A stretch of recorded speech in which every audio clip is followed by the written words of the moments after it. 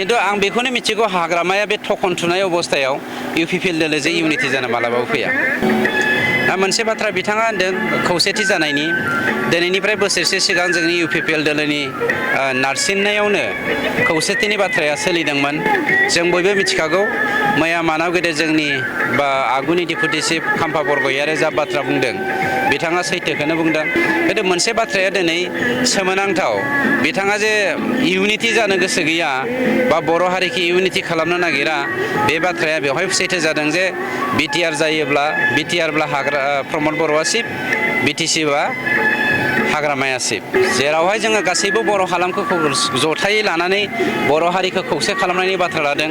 बिथांनि बिटिसिनि चिफ जागोन बिटिआरनि चिफ जाया होननाय रावा बेनो गहपुरसिम बर'फोरनि खौसे जानायखौ बिथाङा लुबैया आरो दिनै गासैबो जोंनि माहारियारि आफादफोरखौ लाफानानै बा राजखान्थि हान्जाफोरखौ लाफानानै जथाय जानायनि जा जोंनि इउपिपिएल दोलोनिफ्राय जोंनि प्रप'जाल होनाय बे प्रप'जालखौ बिथाङा एक्सेप्ट खालामाखै बेखौ थोंजोङै बा खेंस्लायै बिथाङा बुंथिना होनाय जाखाबाय। प्रमद बर' बिथाङा सिगांनिफ्रायनो बुंबोगासिनो दङ जे राजखान्थिया हारिनिख्रुइ देरसिन जानो हाया।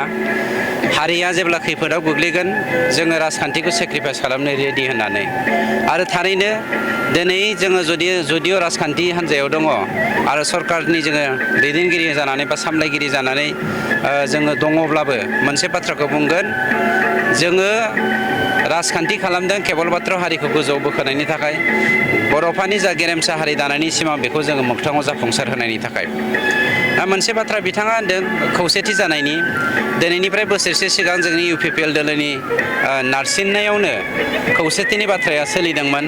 जों बयबो मिथिखागौ मैया मानाव गेदेर जोंनि बा आगुनि डिपुटि चिफ खाम्फा बरगयारिया जा बाथ्रा बुंदों बिथाङा सैथोखौनो बुंदों।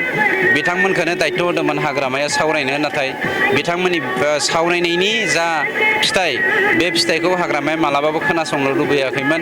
बेखौ जोंनि खुगाजों जों बुङा मानोना जों मोनथिजोबलायखायो।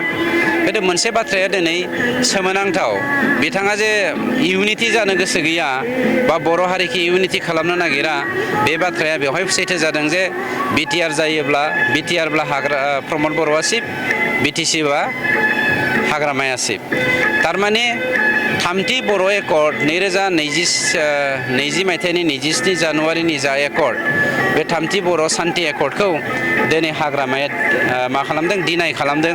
मानो होनोब्ला थामथि बर' एकर्डनि गेजेरजों जोंनि हालामा जे गहपुरसिम सरजाबफाबाय दिनै बेखौ हाग्रामाया एक्सेप्ट खालामाखै।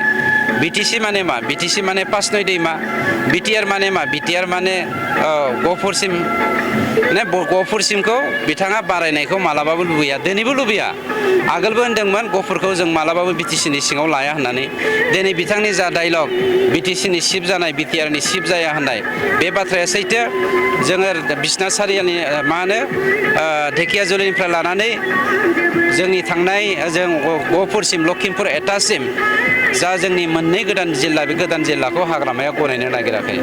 बेनिखायनो एन्सारनि जा फिथाइ बे फिथाइया गहपुर सनितपुर धेकियाजुलि बेफोरनि हालामनि रायजोफोरनि आखायावसो थांबाय।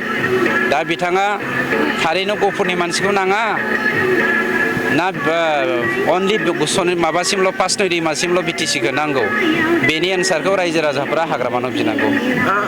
अब्ला बर'फ्रा बा बर'फोरनि दैदेनगिरिफ्रा खौसे जायैनि गुबै जाहोना हाग्रामायानो होनना साननांगौ सार बेनो जेरावहाय जोङो गासैबो बर' हालामखौ जथायै लानानै बर' हारिखौ खौसे खालामनायनि बाथ्रा लादों।